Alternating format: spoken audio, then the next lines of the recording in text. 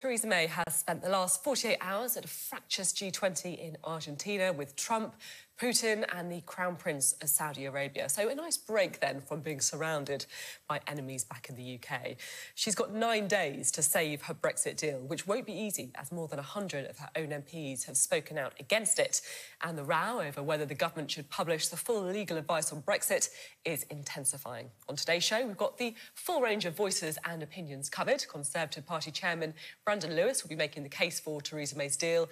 Theresa Villiers will be making the case for Brexiteers. Gina Miller will be arguing for no Brexit. And Nick Bowles will be pitching his Norway plan. But first, Labour and opposition parties are threatening to launch proceedings for contempt of Parliament unless the legal advice given by the Attorney-General to the Prime Minister on her Brexit plan is published in full. So let's talk now to the man behind this, Sir Keir Starmer, the Shadow Brexit Secretary. Thank you for being on the show this morning. So just explain, what is it you're trying to do here? Well, as you've just said, in 9 days' time, Parliament's got to take probably the most important decision it's taken for a generation, and it's obviously important that we know the full legal implications of what the Prime Minister wants us to sign up to. So we had a debate about 2 weeks ago in Parliament where we said we need the full legal advice from the Attorney-General, the final advice. At the end of that debate, Parliament ordered the government to produce that advice. Now, it is exceptional to have that advice produced to Parliament, but that was the order. The government at that stage, 2 weeks ago, had the opportunity to vote against that order, and they didn't. They abstained. So there's that order.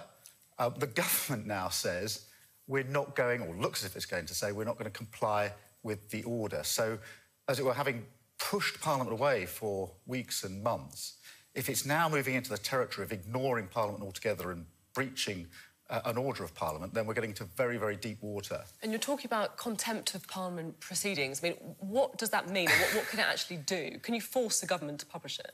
Yeah, I mean, the first thing I should say is I don't want to go down this path. I said to the government 2 weeks ago, and I said to them last week, do the right thing. You've been ordered to produce this advice. Just produce it. If they don't produce it tomorrow, then we will start contempt proceedings. This will be a collision course between the government and Parliament. That then has to be debated in the House, and an order can be made of contempt. Now, as I say, I don't want to go down this path. With 9 days to go before this vote, we shouldn't be dealing with contempt of Parliament. But at the moment, for the government to say, on the one hand, we're not going to vote against the order being made, and then to turn around, if it does turn around tomorrow and say, but we're not going to comply with the order, is to get themselves into really deep water. The government has said that it will publish a summary of the legal advice. I mean, why is that not good enough? Why do you need the full hearing? Because there is an argument, isn't there, that it's important for the government to be able to have honest and frank conversations with their legal advisors. Of course it is, and that's why the convention is that the Attorney-General's legal advice is not disclosed, except in exceptional circumstances, and these are exceptional circumstances. Now, when we had that discussion in Parliament, I was offered a summary. Now, having been a lawyer for many years, I know I've seen a lot of summaries of legal advice, and summaries are not as good as the full legal advice, and they tend to leave out the bits that the author of the summary doesn't want people to know about. So we said no to a summary. We said we want the full legal advice, and that was then what we voted on. And at the end of the debate, the Speaker asked whether the government wanted to oppose that order, and they chose not to. So I think you'll Brandon Lewis on later, maybe ask him why they didn't vote against the order if they now say they shouldn't have to comply with it. You mentioned there that you have been a lawyer. Obviously, you have been a lawyer for a very long time. How many times have you made your legal advice public, your private legal advice to clients? Well, on a number of occasions, lawyers make their advice public, but we're talking about a different issue here. We're talking about the Attorney-General's advice to the Cabinet on the legal implications of the agreement that the Prime Minister wants us to sign up to. I accept that it is exceptional to have that disclosed. It has happened in the past, but it is exceptional. That's why we had a debate in Parliament to say, is this the sort of case where it's so exceptional that it should be disclosed? And at the end of that debate, the House could have divided. The government could have voted against it, but it didn't. So it can't come along now and say, well, we didn't vote against this order, but now we don't want to comply with it. I mean, is there also an argument that we effectively know what that legal advice is going to say? Well, this is the thing. I mean, this morning, on the front page of the Sunday Times, you see that whilst the Prime Minister and the Attorney-General, on the one hand, are saying MPs can't see this advice. Leaked bits of the advice are now getting into the media, and that can only have come from the Cabinet. This advice has only been with the Cabinet. So you've got this situation where somebody in and around the Cabinet who's seen this advice has got bits of it to the Sunday Times. So the journalist and the editor of the Sunday Times knows more about this illegal advice than I do. This really is so unacceptable. Now, we've got this key vote in Parliament coming up. More than 100 Conservative MPs indicating that they're not happy with the deal on the table. So I want to know what you're planning to do if Theresa May loses that vote. Will you call a motion of no confidence in her? Well, we've got 9 days to go. We'll have to see which way the vote goes, but it looks like a considerable number of Tory MPs are going to vote against it. It looks as though your DUP are not and the opposition party is not. So I think the Prime Minister, as we all know, is going to struggle between now and that vote. And people sort of praise her resilience. At the moment, I don't think this is resilience. It's just ploughing on regardless. What will you do in that circumstance then? If she loses that vote, the legislation that we've already passed says she must come back to the House and make a statement about what she's going to do next.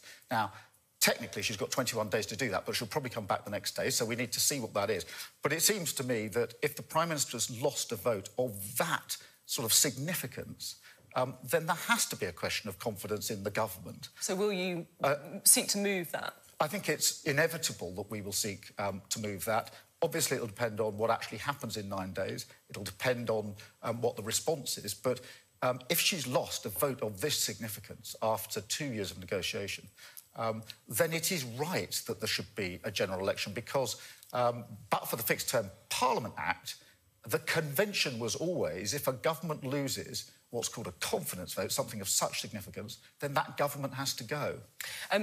You clearly want to see a general election. That's been, Labour's policy for a long time.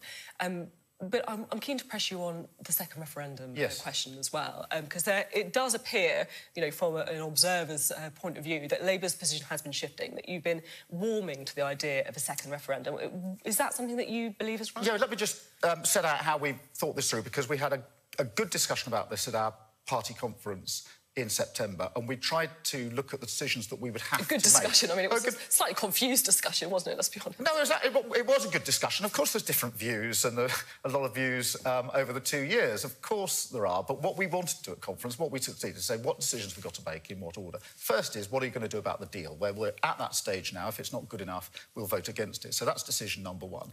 If the deal falls, then the next question is, are you going to call for a general election? We've just dealt with that. Obviously, if that doesn't happen, we need to press on to other options, such as a public vote, because having gone through the first two options, we need to look at what would happen then. And at conference, that's what we decided we would do. We can just have a look at what John McDonnell said on this this week. The Shadow Chancellor said, if that's not possible, a general election, we'll be calling upon the government then to join us in a public vote. That's the sequence, I think, that will inevitably go through. So do you agree with John McDonnell, then, that it could be inevitable?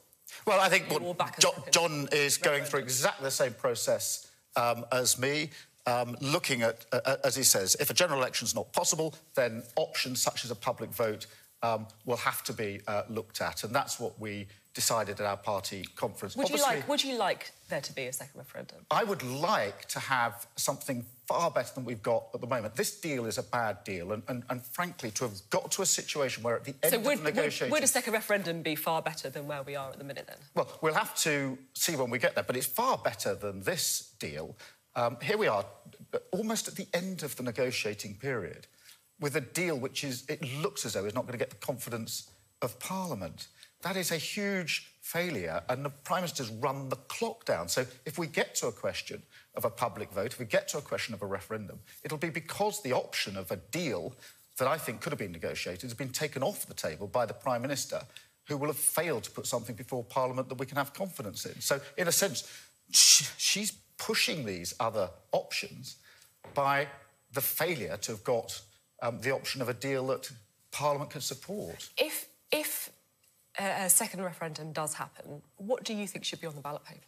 Well, we're going to have to decide that as a Parliament if we get to that stage, but I've always been very clear that the option of Remain ought to be on that ballot paper. How about the option of no deal? Should that be on as well? Well, I would be worried about that because I do think no deal would be catastrophic for the country, and I don't think people have necessarily thought through all the implications of no deal. If you've got no deal, you've got no trading relationship with your most important set of trading partners, but you've also got no security arrangements, no arrangements for dealing with counter-terrorism.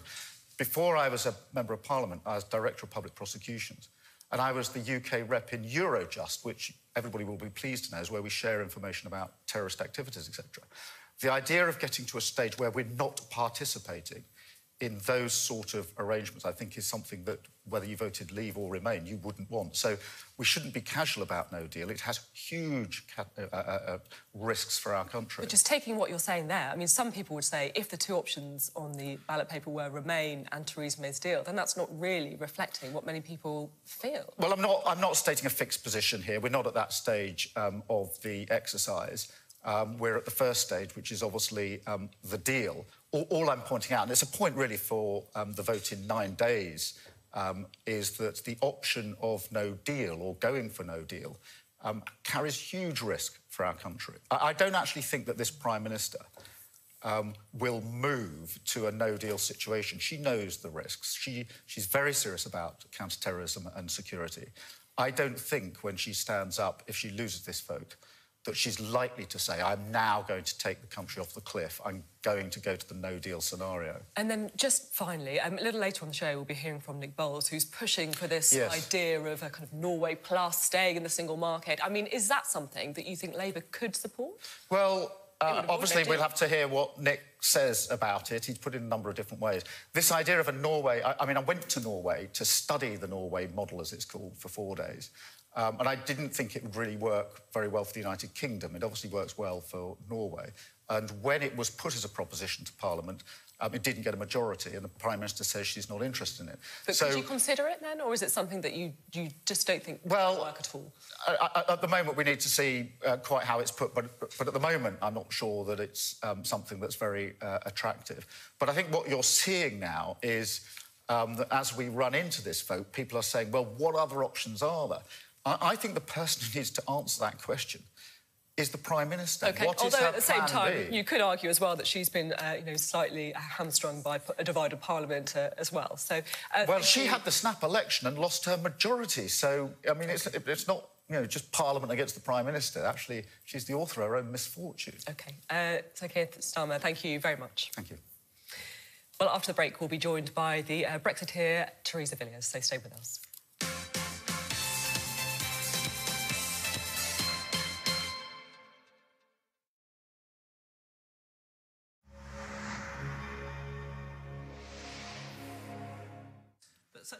Parliamentary history from Labour MP Lloyd Russell Moyle, the first to say this on the floor of the House of Commons. 10 years since I became HIV positive. It has been a long journey from the fear of acceptance and today, hopefully, advocacy, knowing that my treatment keeps me healthy and protects any partner that I may have. If he was concerned about the reaction, he needn't have been. There was rare applause from the benches.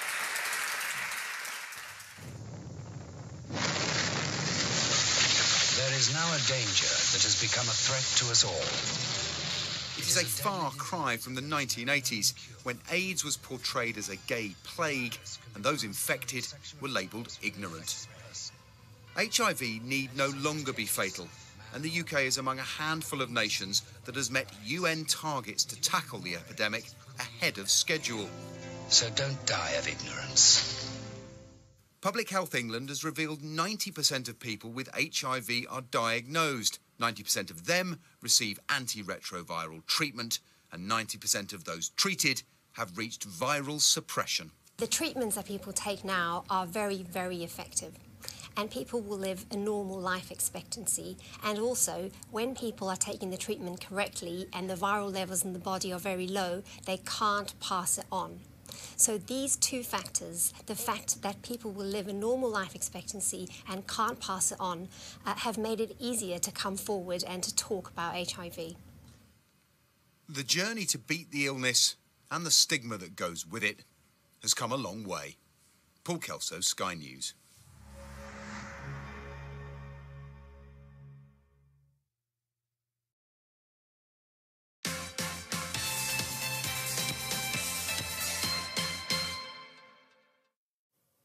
Welcome back. Well, Conservative Leave supporters have been pretty up in arms against the Prime Minister's plan. Many have vowed to vote against it. One of them is the former Northern Ireland Secretary, Theresa Villiers, who joins us now. Thank you for being on the show. So you've said that you're going to be voting against the Prime Minister's deal. What do you want to happen? I believe that, the EU needs to give us a better deal. I think there's still time for the Prime Minister to ask for a better deal without this backstop, without the unconditional payment of 38 billion. But ultimately, if the EU are going to be unreasonable, then we must be prepared to leave without a formal withdrawal agreement and make a clean break exit. I mean, we just heard from Sir Keir Starmer, the shadow Brexit secretary, who says that no deal would be like going off a cliff. I think there's a huge amount of exaggeration and fear-mongering about the idea of leaving without a withdrawal agreement. Yes, there would be disruption, but only if the EU is determined to be uncooperative. Trading on World Trade Organization terms and most favoured nation status is the basis on which countries around the world do business. And indeed, the EU itself does business in a perfectly sort of smooth and orderly manner with many trading partners on that basis, so it can do that with us. At the same time, though, is it not a bit too easy to be slightly blasé about what that disruption would mean? I mean, we've been reading about, formula milk for babies, for example, being held up in the port of Dover. Bank of England warning that it would have a crash worse than what happened in 2008. I mean, this is quite alarming, isn't it? Well, it's not the best outcome. I hope we don't come to that. I hope the EU sees reason. But there are ways to manage this, to minimise the disruption. I have pressed the government repeatedly on this. They have done a great deal of no-deal preparation.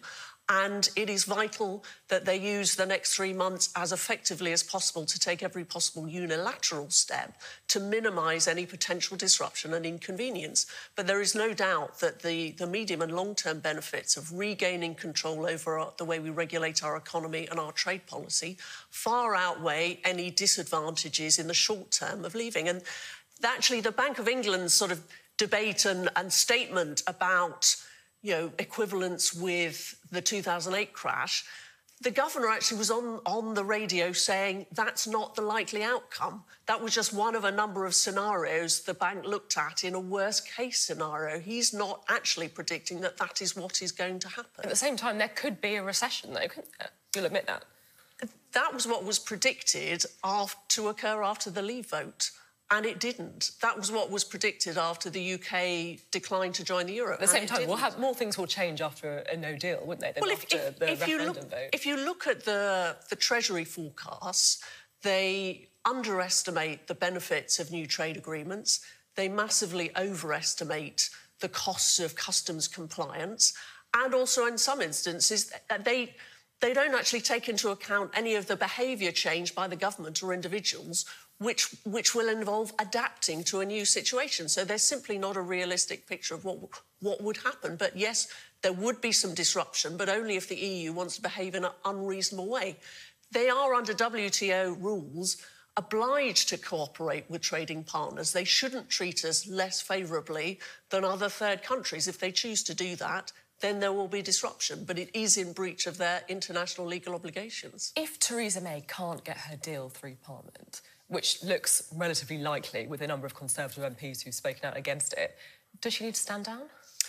I don't think the leadership is the big issue. I think we need to change the approach. We need to change the policy rather than the person. So if this agreement is voted down, the Prime Minister should go back to Brussels to make it clear that the draft agreement that was reached is not acceptable, it's not going to go through Parliament, and it's in everybody's interest to have an agreement without this unnecessary backstop arrangement and an agreement which makes payment to the EU conditional on progress on reaching our future trade arrangement and economic partnership. So to confirm, you haven't submitted a letter of no confidence in Theresa May? No, I haven't. No. And how would you vote in a confidence motion?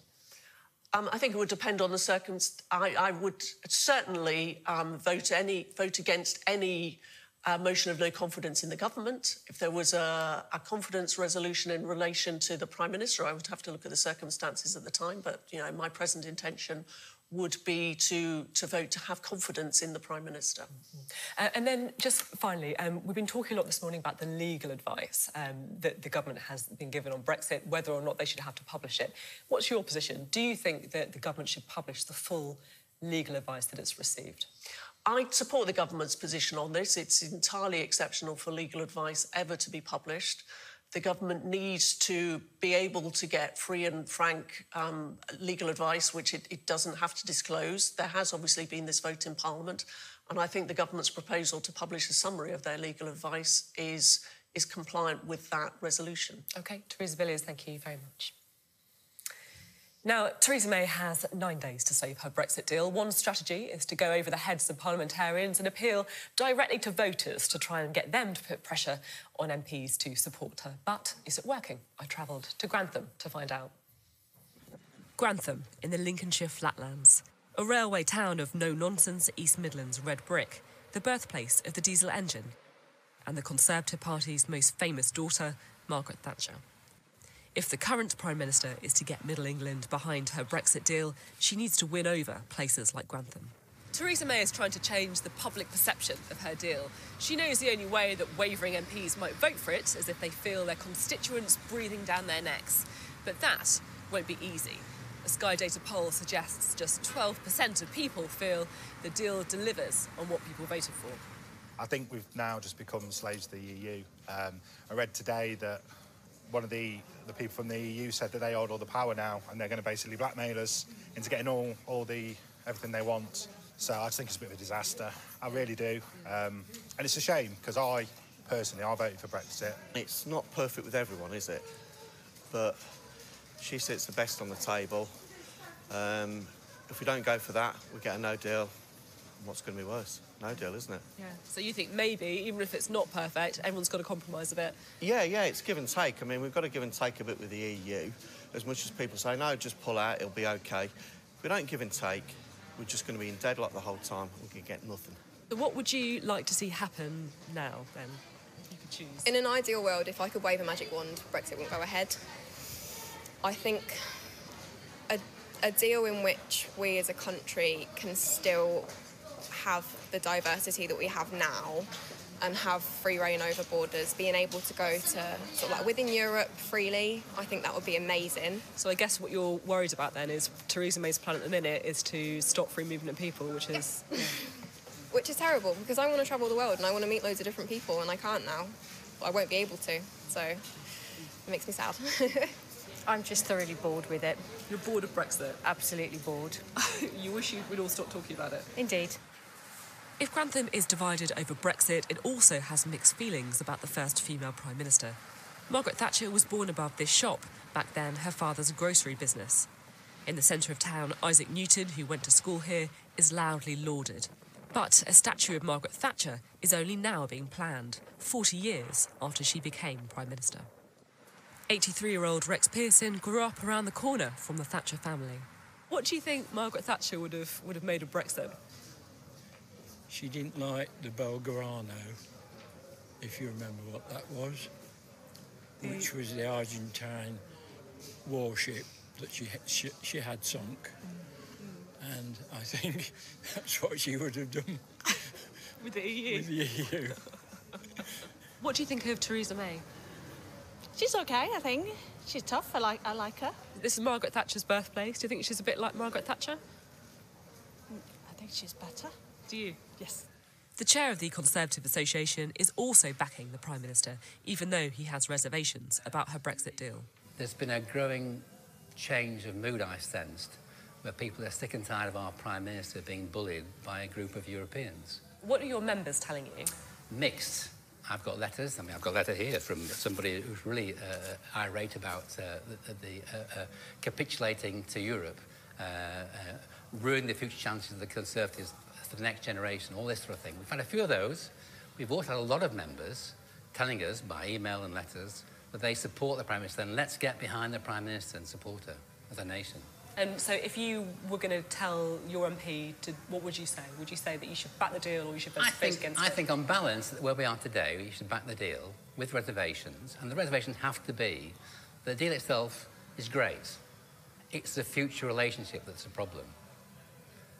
it's too wishy-washy. It's all, ambitious and ambitions and what we'd like to achieve. And you worry that the Europeans could take advantage of that? I am, because it's not legally binding, and I hate to say it, as much as I love Europe, I just don't trust the Europeans.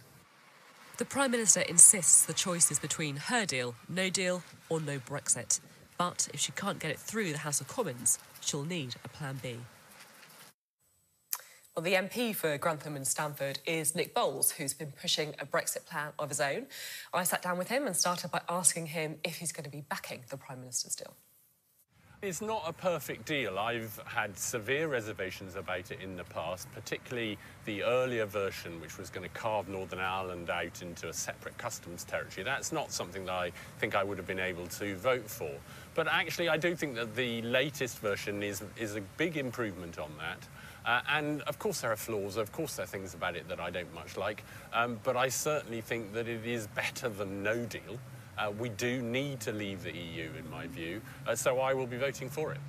You say that you have some concerns about it. I mean, those concerns are pretty widely shared with lots of people in Parliament, aren't they? I mean, the DUP, for example, is saying that they don't like the fact that Northern Ireland will, in their view, be treated differently to the rest of the UK under the backstop. Others are unhappy with the kind of close links to the EU, or the fact that they think that the future relationship is too flimsy. I mean, these are some real serious concerns, aren't they? No, there are very serious concerns, and it is quite hard at this point to see how the Prime Minister wins, because in a sense it's got into that terrible position where lots of people hate it for entirely different reasons, and that's not a very good place to be if you're trying to win a majority in a House where you don't have a permanent majority. I mean, it's going to be difficult, isn't it? Around 100 Conservative MPs have expressed opposition to the deal. I mean, there's no way she's going to get this through Parliament, is there? I think it's very unlikely that she's going to win. It's not completely impossible. I think that there has been growing support, I believe, in the country for the Prime Minister. She's actually been performing probably at her best in the last few weeks, and I think there's a lot of public sympathy for the way that she just keeps on going with all of these people attacking her from all sides. At the same time, though, a few weeks, not very long. I mean, it's a bit too late, isn't it? I think that's the problem in a way. I think it is probably too late to turn it around. If in a sense the deal had been announced a couple of months ago and she'd had the full 2 months to talk to MPs individually, to understand their concerns, to try and find ways to address them, maybe she could have pulled it round. But as it is, I fear she's not going to, that she is going to lose. And then the question is, what's next? Well, that is the question. You have got a plan B, haven't you? Just talk us through what that is. Well, I think the most important thing about my plan B is that it's nobody's plan A. This is not a perfect deal that I'm proposing, but it is one that is doable. What I'm suggesting is that we should move into a position a bit like Norway's, where we're in the common market that binds Norway, Iceland and Liechtenstein with the EU. It's called the European Economic Area. And we join something called the European Free Trade Association. And we go into a temporary customs union with the EU until we find new arrangements that satisfy the border requirements to the satisfaction of the Republic of Ireland and the EU. So we'd be in the single market in a temporary customs union, but we'd be outside lots of things that we don't like about the EU. We'd be outside the common agricultural and fisheries policies. We'd be outside the European Court of Justice, and we'd be outside all of the political stuff of the EU. So we'd be, in a weird way, going back to the common market that we joined, decades ago, that was about trade and about economic integration, and we would no longer be bound by this sort of drive towards ever closer union that the rest of the EU is so committed to. I mean, there is one big problem with your plan, though, isn't there? And that's immigration, because if you do go down the Norway route, you have to accept free movement of people. I mean, that really is the Prime Minister's biggest red line of all. Yeah, the one big downside, there's no avoiding it, of the Norway option is that freedom of movement still applies. Now, for many people, including many people in my constituency, and I'm very aware of that, the desire to control immigration was one of the key motivations of their vote to leave. On the other hand, the level of migration from the EU is now at its lowest level since 2012. Just last week we had the latest figures. And we also find in opinion polls that concern about immigration has also subsided quite fast. But is that because they think that free movement's going to end, perhaps? Well, maybe it is, or maybe it's because they've seen that it is actually much less of an issue than it was. And there is one thing about the European Economic Area, about the Norway position, which is that we would have this legal remedy, which is an emergency brake, which is that if you have events that are causing serious economic or societal difficulties, is the way it's put, then you can suspend one of the four freedoms, the freedom of movement, for a period in order to bring it under control. Now, nobody's used it, and we don't exactly know what it would deliver, but it isn't available to us as a member of the EU, and it would be available to us as a member of the EEA. Theresa May has said that this is not an option, that Norway is not going to happen. The Prime Minister is particularly focused on immigration. This has been true of her, in a sense, throughout her time in government as Home Secretary and then as Prime Minister. And so it's no surprise, I think, to anyone that she objects fundamentally to the fact that the Norway option does not control immigration in the way that she'd like. But I'm only proposing this in the context where her deal has been defeated. And that's quite likely to happen in 10 days' time. Now, the question is, what else is there out there? And the real truth is this: there is no other option that the EU would support that could win a majority in Parliament and get us out of the European Union on the 29th of March. And for me, that's the overwhelming priority. And are you confident it could get through Parliament then? Are you having those conversations? Yes, over the last couple of months, I've been seeking out people and all parties, Labour Party, the SNP, Plaid Cymru, the DUP, Liberal Democrats, as well as Conservatives. And just in recent weeks, people have been seeking me out. And that ranges from, many members of the cabinet to leaders of some of the other parties. And it's because they all see that at the moment we might be heading off the cliff. We're going to do a Thelma Louise and drive straight off the cliff into the sunset. And that's not something that almost anyone really wants to see. And they do see the potential of the Norway option to get us out of the EU and avoid no deal. So how many members of the cabinet are you talking about then? Well, I've spoken to probably now 6 or 8 members of the cabinet. I don't want to say that they're all completely signed up to this as a plan B. I mean, of course, they're all supporting the Prime Minister's plan first and foremost. Some of them are very committed to it. Amber Rudd has been very clear before she went back into the cabinet that this was her preferred fallback option. Others, are thinking it over. But what is true of everyone is that they're all looking for that realistic, doable, negotiable, deliverable Brexit deal. And there aren't any others if the Prime Minister's deal is defeated. Just taking a step back from the kind of intricacies of the options on the table, you represent a seat that for many people is almost synonymous with conservatism. It's where Margaret Thatcher was born. Are you worried about the Conservative Party image at the minute with all of this rows over Brexit? Well, there's no question the Conservative Party is not a happy family at the moment, and we're not behaving in a particularly adult or harmonious fashion, and Margaret Thatcher would be, ticking us all off no end, I'm sure, for that. The key thing is that we need to be able to get beyond it, and soon. That's why I think a second referendum would be so disastrous, because the whole country would carry on arguing about this, and in families and in workplaces, people would be falling out with each other as we went through the whole argument all over again. Do you agree with your colleagues who say that after Brexit is, they hope, done next year, it's time for Theresa May to hand over to a new generation of Conservatives?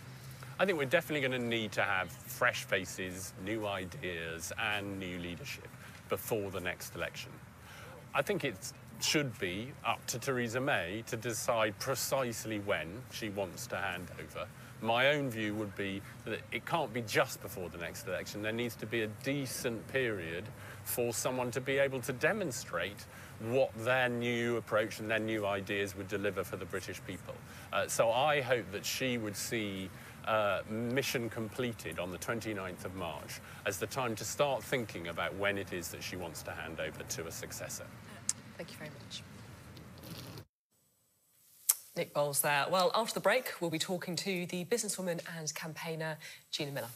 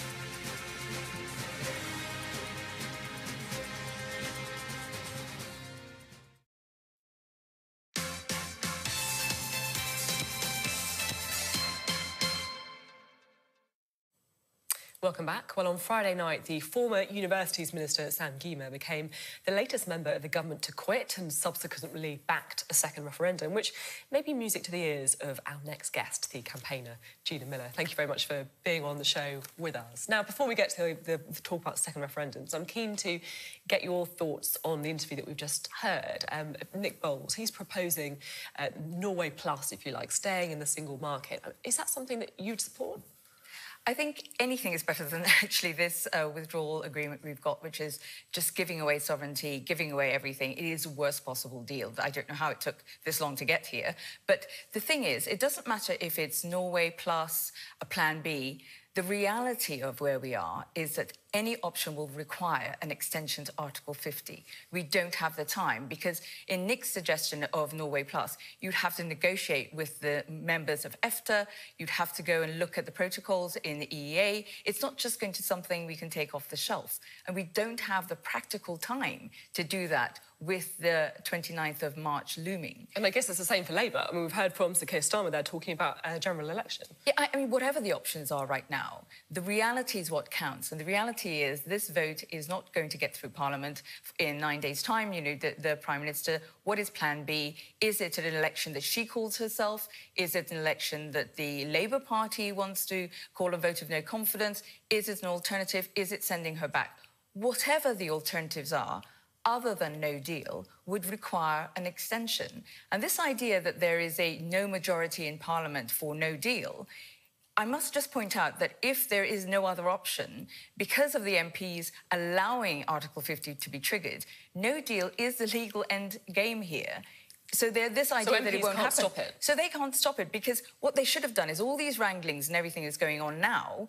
When I won my case, this is when those debates should have been happening. Because too many MPs, because so many of them, triggered Article 50 without really thinking about the consequences of that.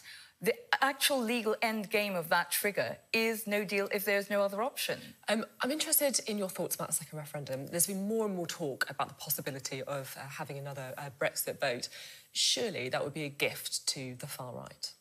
I don't think it would be. And the reason I say that is because you have to, if you just clear away the bluster and the noise and this whole idea of the will of the people 2 years ago, look at what people are saying now.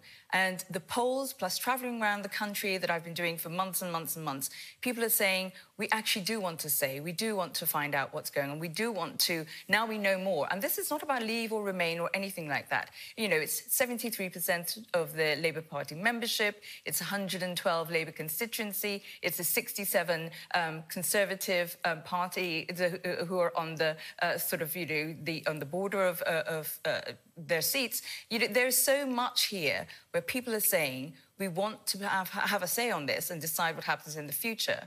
And the other thing to point out in this is if we're now pushing for a general election from both parties, that is a waste, in my view, to go back to the people, because an election should be about your full manifesto and your policies for all sectors of society, not to be just dominated by one issue. You're talking there about the conversations that you've been having around the country. And as you know, on the show, we try and get out and about as well and talk to people. And I have to say, I do think there is a large number of people in the UK who would feel utterly betrayed if there was a second referendum. And the worst thing, perhaps, is I don't think they would even feel that surprised. It's almost as if they expect it to happen. But I think that is resolved by what's on the establishment to override their decision. In my opinion, that it wouldn't be, because it would be what's on the ballot paper. And whilst it's the MPs and Parliament will have to decide that, the Electoral Commission, if we got to that stage, which I think we will get to, and we're edging towards it as being the only plausible way out of this mess, this political mess, then I think actually no deal would have to be on the ballot. I think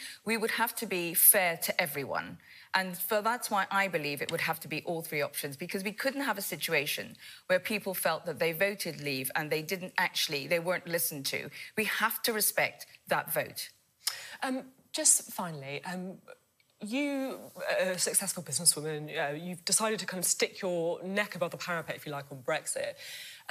You get some pretty vicious abuse on social media and elsewhere. I mean, I've seen it, even announcing that you were on the show. How does that make you feel? Why do you go through all this? I've been a campaigner for nearly 20, 30 years now, and I've always felt that people have the right to be spoken to honestly and to be given information in a way they can understand to make an informed choice. And that's what I'm campaigning for. I think process matters, honesty to people matters, and people having the information. You know, I've even gone to the extent of launching a new campaign in September, which is sort of called End the Chaos, because I thought this is where we'd be. And our remit is to try and answer people's questions. They're not being spoken to in a way that can give them an informed choice and help them understand where they are. And surely that's what we should all be doing. And I'm going to carry on fighting for that. I'm going to carry on fighting for people to have the right to understand what's going on. OK, Gina Miller, thank you very much. Well, coming up after the break, the Conservative Party chairman, Brandon Lewis, will be on the show.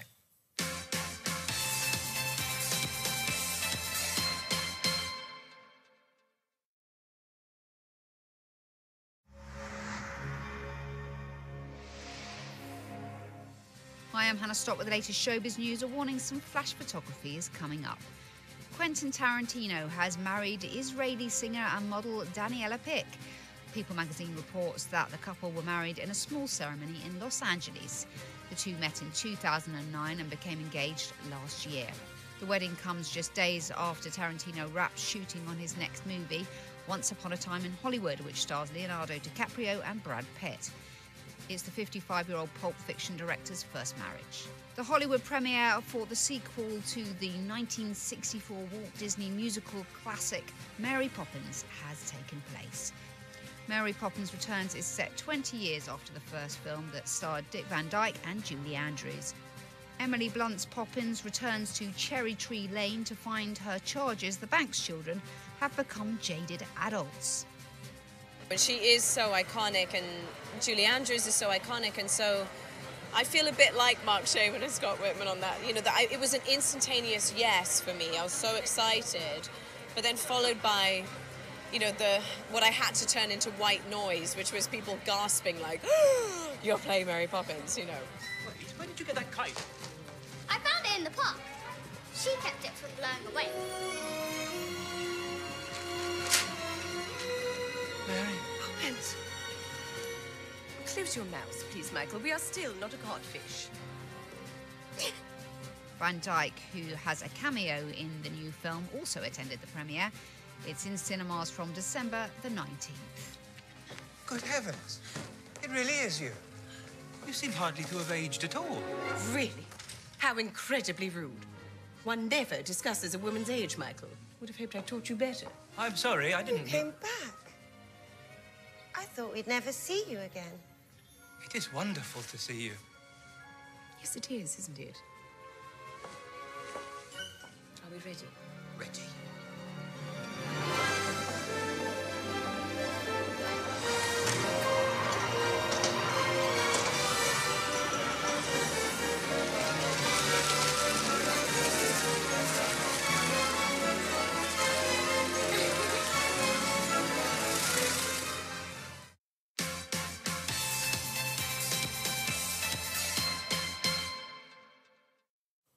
Welcome back. Well, we've heard a pretty extensive range of opinions on today's show, so let's finish with somebody who is firmly behind the Prime Minister's deal, the Conservative Party chairman, Brandon Lewis. So thanks very much for being on the show. Pleasure. Good morning. This morning, well, it's not long now until this vote, is it? Around 100 Conservative MPs saying that they don't like Theresa May's deal. It looks like it's going to be really hard to get that through Parliament. So what's Plan B?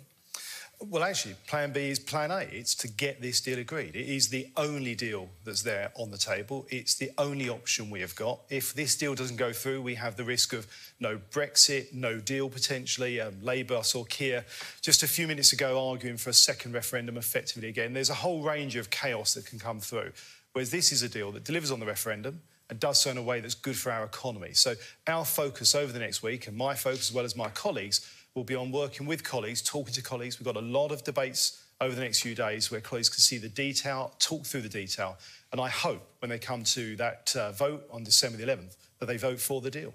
See, I can't work out if you actually don't have a Plan B or if you really do have a Plan B but you just don't want to tell them about it. Which one is it? Well, I think, look, the reality is we've got this vote on December the 11th.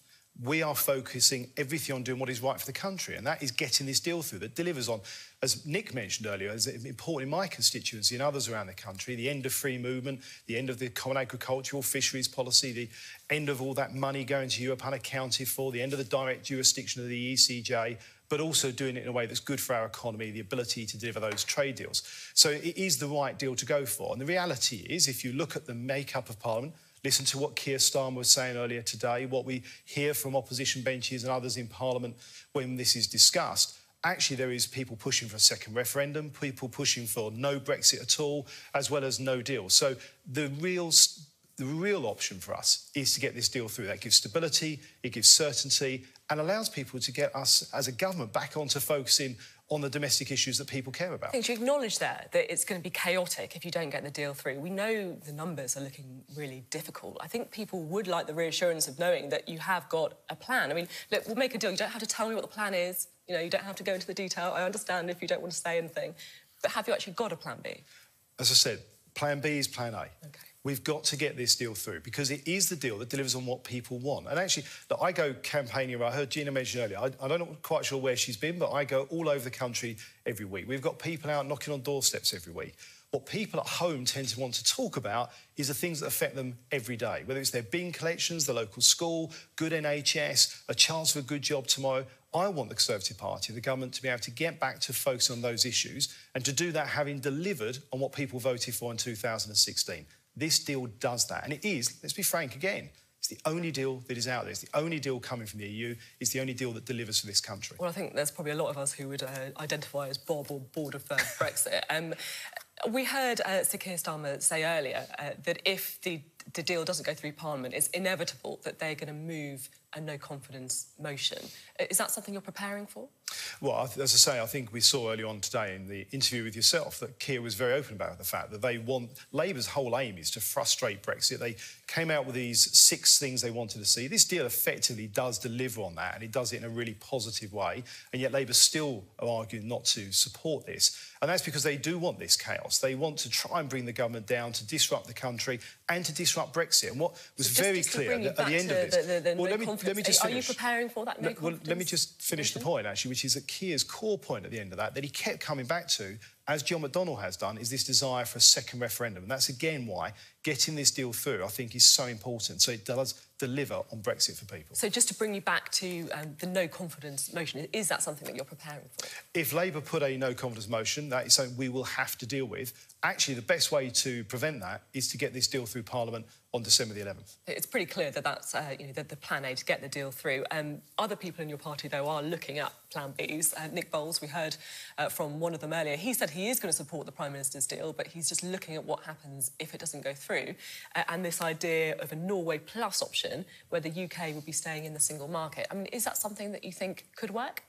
I don't think the Norway option works. Look, Nick's a great colleague. He's a good friend. I've worked with him in a department together for a long time, and he's got a brilliant mind. The problem, though, with the Norway option, which he did, to be fair, acknowledge in that interview you did with him, is that for a lot of people in this country, one of the core reasons they voted to leave the EU isn't dealt with in the Norway model, and that's the end of free movement. It also doesn't stop the continual payments to the EU, something else people feel strongly about. So Norway isn't the right option. And again, I'll come back to a very key fact. It's not on the table. The thing is, he admits that as well, as you say, in the interview, but he says that the other option could be no deal, which in his view would be like Thelma and Louise driving off a cliff. I mean, surely as a responsible government, it's only right to look at other things that could avert chaos. Well, none of us want to see chaos. I think a no deal is a bad thing for the country. I also think no Brexit is bad for the country and bad for democracy after that vote. And I think what people want to know is that as their government, we're focused on being ready for all those things. We've said for a while, we've been planning for no deal. We don't want it. We don't think it's where we should be or where we need to be. But we have to be ready for that. But the reality is, I think most people want us focused on delivering a good deal for the United Kingdom that delivers on the referendum in a way that's good for our economy. And I think people, when they look at this, will want to know their government's focus is entirely based on getting that good and the right deal approved through Parliament. We've got a few debating days, 9 days, 5 days of debates roughly, to go through and have that discussion. And I hope as colleagues go through those debates, look at the detail of this, listen to the arguments, and importantly on Monday, listen to the Attorney General as well. I hope on December the 11th we'll get this deal approved. Are you ready for an election? I'm ready for the 2019 local elections. That's what I'm planning for. You know what I'm asking We will be ready for the 2022 general election. Look, I don't think anybody watching this programme, having had 2 general elections and a referendum in the last 3 years, is looking for another general election or will thank the government for that. I'm not looking at a general election. I'm looking to get this deal through on December the 11th. Can you rule it out? Well, I'm planning for the 2019 local elections, not for a general election. I don't think that's where Parliament is. I don't think that's where the country is. I think they want us to see us as a government and as a Parliament getting on with this, getting this job done and getting back to focusing on domestic issues that help people every day. Another row brewing over Brexit is about the legal advice. Why is the government not publishing the full legal advice on Brexit? What are you so scared of? Well, I think there's a historic, centuries, I think, old custom in this country and proper legal precedent that client confidentiality between lawyers be able to give advice to clients, whether it's the government or anything else. That's an important part of our constitution and the way that government works. We saw that through the Iraq War with Labour as well. However, this is an unprecedented situation, and that's why we've got an unprecedented situation just tomorrow, where the Attorney-General will be making a statement to Parliament. And I would hope, again, that when colleagues hear what the Attorney-General has to say, they'll be satisfied that the government has delivered on what it said it would do on that vote a couple of weeks ago. OK. Now, on a slightly different matter, you mentioned immigration earlier on. For many people, that was, the main reason that they voted to leave in that referendum. Now, you probably don't remember, you came on the show around a year ago when you were Immigration Minister, and you can have a little look at what you said about the immigration white paper. We will publish our immigration bill and our white paper pretty soon, actually. It'll be early next year. Now, that was back in December 2017. It's still not been published. What's happening? Well, what's happened? I mean, look, it's always good to come back on a show on an anniversary to be able to talk through... Happy anniversary. Yeah. and actually, I mean, we'll be talking about immigration during the course of this week, actually, in these debates. And the reality is, as this negotiation with the EU has developed, what became very clear is the immigration bill is about setting out that outline of what our immigration policies will be. Now, we outlined that at our Party conference this year. The legal requirement to do that is to have that framework in place, the legal power to set our immigration laws when we leave the European Union. And shortly after, I mean, literally, I think about a week or so after I was on the show and said that last year, we got that agreement with the EU around EU citizens' rights, which was potentially part of that. We've also since then, of course, got the implementation period agreed, which means the new immigration laws won't come into place until 2021. And therefore, Parliament doesn't need yet to look at that immigration bill because it's still got 18 months to 2 years before it comes into force. So Parliament's been focused on... It's 2.5 years since the referendum where people sent a very, very clear message about immigration, and we still don't really know what the government's strategy is. Oh, well, I disagree with you. No, I disagree with you on that, Sophie. Look, what the bill is about and is setting out the framework, the legal power for us to set immigration rules against EU countries, which at the moment we don't have. So that is something we've outlined and said we're going to do, and that has to be in place for when we leave the EU, which is after that implementation period. So Parliament's been focused on the legislation that time-wise it needs to do in order to prepare to leave. The immigration paper comes for 2021 in terms of its delivery, but we have outlined what we want our future policy to be. There'll be more details coming through shortly, but we outlined at our party conference we want to move to an immigration system that is about skills, making sure we have access to the skills this country needs, so that people can come here based on the skills they've got rather than based on their geography. I think that is a very clear message. When are we going to get this white paper? Is it going to be before the end of the year? I think you'll see the white paper very soon. We'll be out. We'll be. Well, I'm not going to be. It's been more about a year. I'm afraid I'm not going to be tempted to tie the hands of the Home Secretary. I think it's right he comes forward with that white paper when he's ready to outline that, in line with where we are in terms of not just the negotiations, but the legislation for when we're ready to leave the EU. And as I say, the new immigration rules now don't come into place until 2021. That's something that's changed since that original quote. OK, Brendan Lewis, thank you very much. My pleasure. Well, that's it for this week. Well, the next few days are going to be absolutely critical for the Prime Minister, for Brexit, and for all of us, really. Sky News will be across every twist and turn, so stay tuned. We'll be back next Sunday. See you then.